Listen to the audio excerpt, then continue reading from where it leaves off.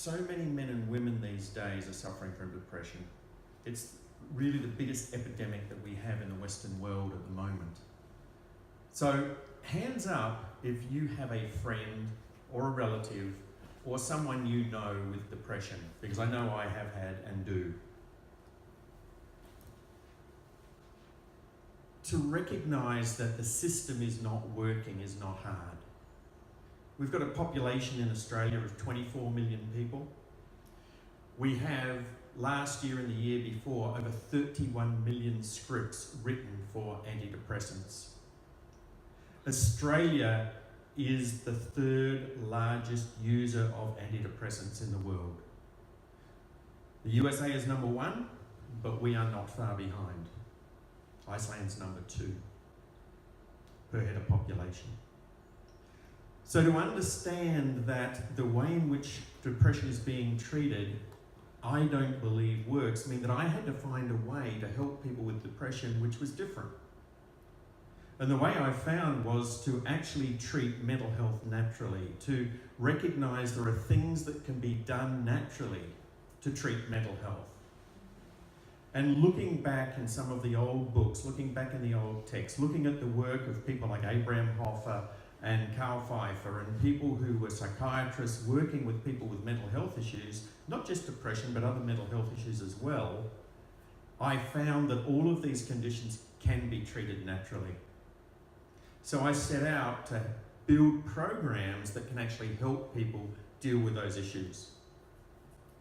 And I believe there are only 4 steps that people need to take to relieve depression.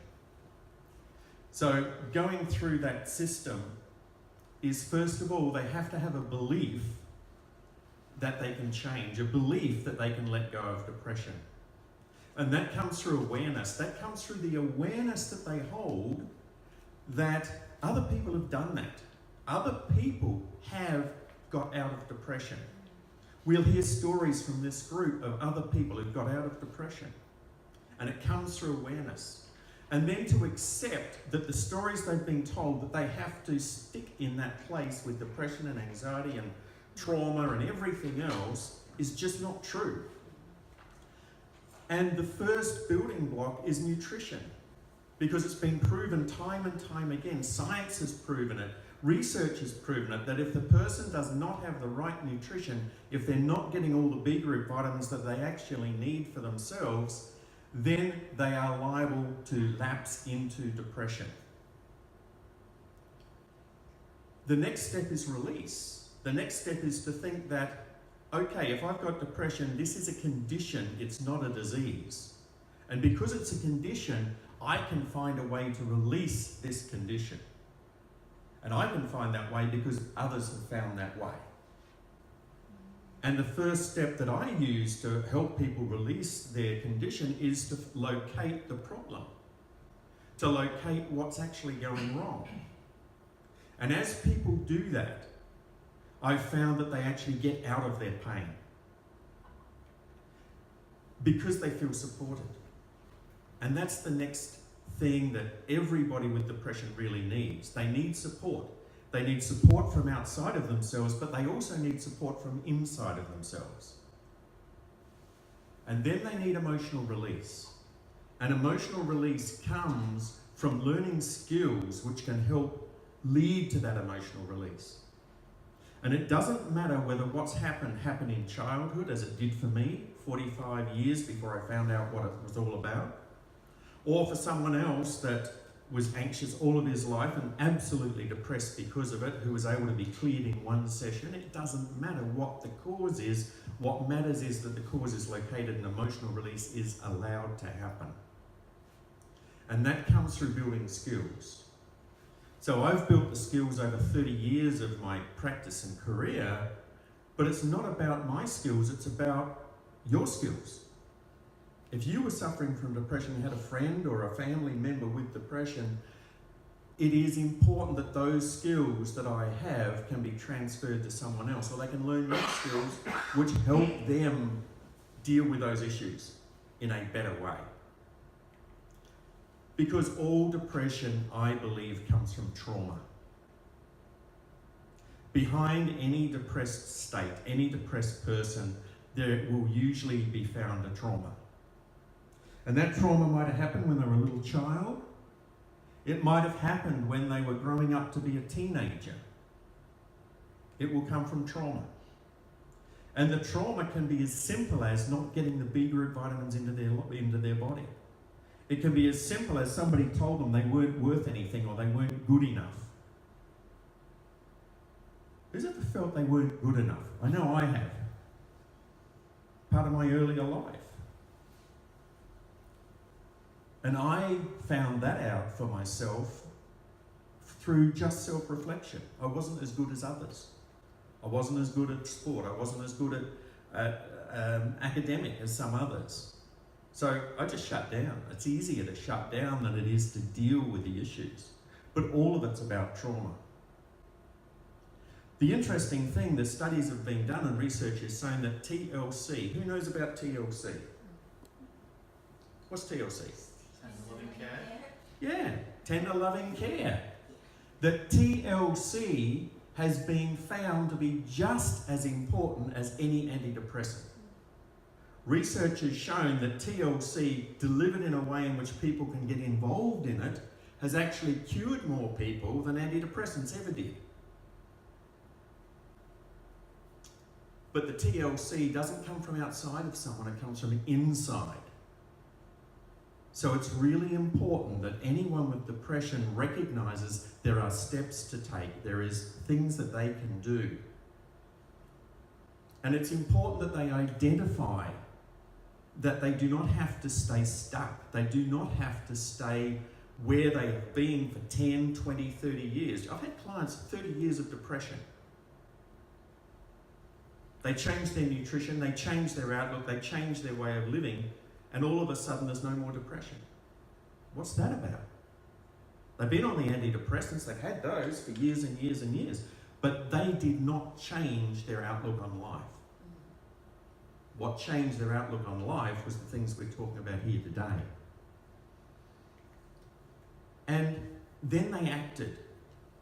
Because I can have somebody come to me as a practitioner and people can come in and I can give them advice or other people can give them advice, but if they do not act on it, if someone with depression does not act on it, if they do not challenge the status quo, if they do not allow themselves to proceed through the process, then chances are they're going to remain exactly where they are. And you know, sometimes that's heartbreaking for me because I can see when someone comes in, I can see their possibilities, I can see their abilities just staring me in the face, and they talk about how their life used to be, but now they've got this depression thing and they can't do anything. They don't get out of bed, they pull the covers over their head, they don't smile anymore, they walk around and they've got a huge chip on their shoulder often. So the challenge is to act, the challenge is to take steps, the challenge is to say, I'm better than this. And I can do this. And then to allow the process, because the process of going from a depressed state to a happy state is not one step, it's a number of steps. And it's a number of skill learning practices. And to do that, they have to agree. They have to agree to do whatever it takes. It doesn't matter what it is. Everyone who's written about depression, everyone who's suffered from depression has done it in stages. It's not something that they can do just in one step, as I said. It's about the stages that it takes and the willingness to take themselves through those stages. In a way, it's like being a speaker. If we don't get up and speak, we don't go anywhere. If we don't agree that we are good enough to stand up in front of a camera, a microphone, then we don't go anywhere. And it's the same. It's about the agreement that people have. And the more agreement that you can get from someone that their life is unmanageable, as it says in the 12-step program, then the more chance they have to get out of depression. And there are 4 steps. And the 4 steps are within what I just talked about. So to go back a little bit, the first step is nutrition, to get the nutrition right.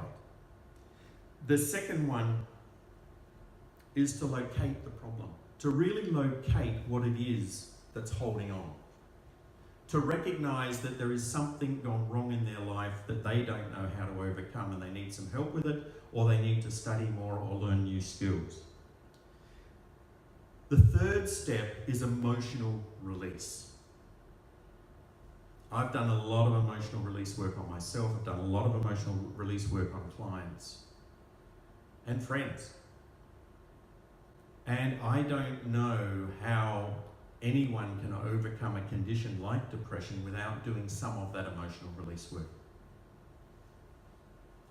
And the part that fails with the current medical practice is their emotional release work is to give them a pill which changes their biochemistry and gives them huge side effects that we have 30 people every day in this country attempting to commit suicide and 6 succeeding.